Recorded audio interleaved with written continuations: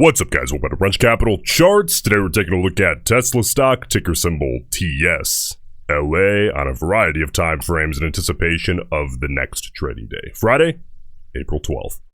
Alright guys, Tesla stock here today up $2.84 a share. That's plus 1.65% in regular trading hours. Listen, it has faded a little bit here in the after hours, but understand something. Volume, very low in the after hours. You see that? You can almost probably not see it if you're watching on a phone especially. Take that with a grain of salt. Stocks are even this big, are super easy to bully and pump also in the after hours, so take that with a grain of salt. Today we did get PPI. Okay, at 7:30 a.m. Central Time, that's 1 hour before the market opened. We got PPI, and that helped push quite a few things higher. We, of course, got a fade off Tesla off the open, and we grinded higher the remainder of the day. Let's take a look at this one and try to pull out everything the market was willing to give us today in terms of bias, starting on the 5-minute chart. Guys, again, listen, Tesla's a daily upload here. I appreciate the feedback that you guys have been giving in the comments section. That helps out tremendously to let me know that, I should keep covering this stock daily. And listen, if you have not done so already, please subscribe to the channel, and I'll keep the Tesla videos on the way. Now, let's try to pull out a little bit of bias here on Tesla. If we take a look, the moves that I'm primarily interested in, yes, we will take a look at this, although that was news-driven. I want to take a look at this fade, and then I'm not going to circle it, but really the entirety of the recovery since it was so trendy here today on Tesla. Now, of course, on the news-driven movement, across the entirety of the market, we did get a little bit of bullish bias, but listen, I'm not going to spend too much time on that because it's news-driven, so we have to look at that a little bit differently anyway. What I really want to look at is the movement specific to Tesla here. So we get a contextual opening bar that's higher volume than normal, or more so higher volume than the rest of the day. That's very contextual. We expect that. We get that drop-off, which is also very normal. But during this downside move, it's worth being aware, guys, that we did see the bears hang on to a little bit of higher volume than what is typical. Usually we see a little bit quicker of a drop-off in volume, whereas the bears on these consecutive red bars kind of held on to a little bit of elevated volume than what would be contextual for a little deeper into the day. So that is a little bit of bearish bias there as we headed into the intraday low of 168.51. From there, once the recovery first began, we saw volume kind of drop off a little bit. And then, what I think is interesting is just worth noting, during the lunch hour, we saw probably the most aggressive upside push that we got on Tesla all day, that intraday move there. And we got, 7 consecutive green bars during that move, and volume started to tick up a little bit.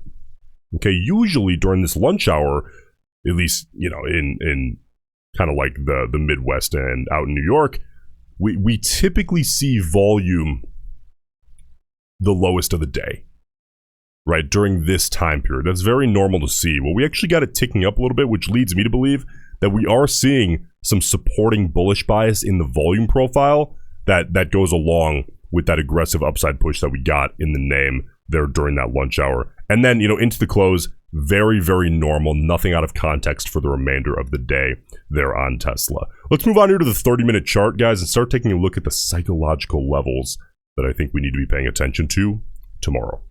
Now, if you guys remember yesterday's Tesla video, we talked a lot about how we had given up the 50 period here on the 30-minute, and we had just barely held on to the 200 period here on the 30-minute. Well, today, it started off a little bit choppy.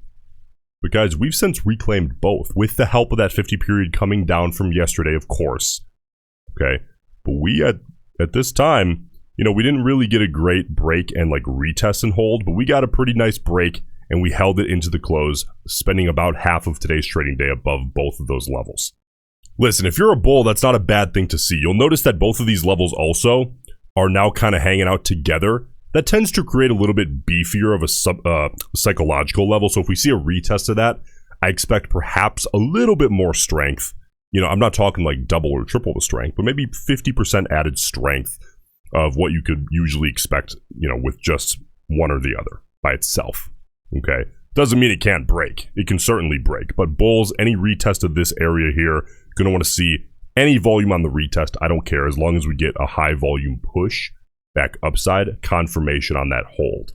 Okay, and ideally we'd see this 50 period curling back into an ascending position to rise with the stock price and keep a psychological barrier back to the downside as close as possible. Bears, listen, really simple for you guys. High volume downside break of both of these levels, a low volume retest of whichever level happens to be lower at the time of the break, or the retest more so, and then boom, a high volume confirmation rejecting off that lower moving average at the time of the retest on high volume. All right, let's move on here and take a look at the 4-hour chart. Now, again, if you guys remember yesterday's, Tesla video, we were talking about how we had broken this 50 period on the 4-hour back to the downside, and that's never something you really want to see as a bull, because oftentimes on the 4-hour it can take a little bit more time than like compared to the 30-minute, for example. But here we are, back and forth. We reclaimed that here today, which, really given the circumstance of what happened yesterday, today really was like a good scenario for the bulls to reclaim that on, not only the 30, but also here on the 4-hour. So honestly, guys, on the 4-hour, it's really similar to the 30-minute retests. Bulls, you want to see that hold, right? We didn't really get a retest and confirmation today on the 4-hour, so if we end up doing, seeing a retest, I'm actually going to be happy about that as long as we can see it hold on big volume. Whereas bears, another back and forth would kind of be like kind of a repeat of what we saw on Wednesday, another, break downside through that 50 period on the 4-hour, because eventually we're going to start to see this thing pull away from the 50 period on the 4-hour in one direction or the other. We're not going to be back and forth every day forever. And that's going to start here with a hard confirmation as either support or resistance. We're set up now for a test to try to confirm that as support, being that we're above the level currently. All right. Now, the real story always kind of lives on the daily chart. Okay. Earnings are coming up, however, not until April 23rd here, of course, after the market closes. Guys, we're still in between this really, really crucial channel here of that 166.50 to 167 area. And then the top end of that channel is 177.50, kind of to 180, okay? Now, we currently sit a little bit closer to the top end of that channel. Bulls, to really kind of help start getting out of the woods here, it's going to take about a 3% move to get above the top end of that channel, which is that 180 kind of psychological round number. But again, like we talked about yesterday, to really, really start getting out into the clear, I really want to get above that 50 day, I suppose, moving average, because we're on the daily chart here, that white line. That's going to take about a 4.2% upside move just to test that. Probably about a 4.5%, 5% move to really get above that and leave some room for a retest and confirmation. We know what Tesla can do, so we have to talk about that, even from the perspective of just day to day. But for starters, cracking above 177.50, getting into the lower region of the top smaller channel that forms the larger channel, right? That's a start. And then getting above 180 for a hold above 180, kind of getting outside of this big channel that we've been inside for, really going on a month now. That's an even better start. Sets us up for a better test of that 50-day, right? Now look here, implied volatility. Compared to the last, let's zoom out and actually look at this in comparison to the last couple of months. So if we go back here, you can see IV in comparison to the last couple of months is a little bit higher. It's on the rise in the last couple of days here. Remember, the higher that goes, if you own contracts, that's going to be good in terms of the Vega pump within your contracts, whether you're right or not directionally. Of course, to really make money, you're likely going to have to be right directionally, but Vega is another factor that goes into that can help offset some losses, right? In the case of you being wrong directionally, or help beef up some gains if you are correct directionally. But you have to keep in mind that the higher IV goes, the higher the risk now of potential IV crush setting in if you see implied volatility start returning back down to equilibrium here at some point, okay? Now, we have a little bit of an advantage today on Tesla because we have a expiration tomorrow. And the expected move by close here tomorrow, Friday, is plus or minus $3.60 per share. Okay, that's the expected volatility in Tesla the market's pricing in tomorrow. So especially if we're trading options, it's important to understand what the market's volatility expectation is. But in terms of directional bias here, we can add one more thing. Of course, my favorite part of each video, the call put ratio, right? The options bias.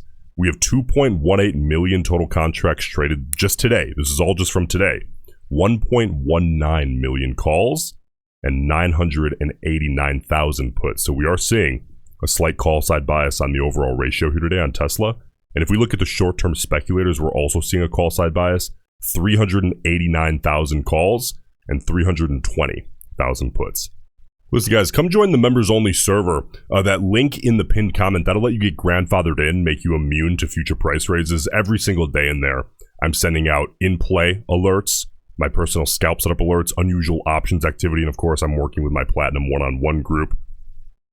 Guys, if you're getting value out of these videos, please leave a like on the way out. I appreciate it, and I'll see you in the next one.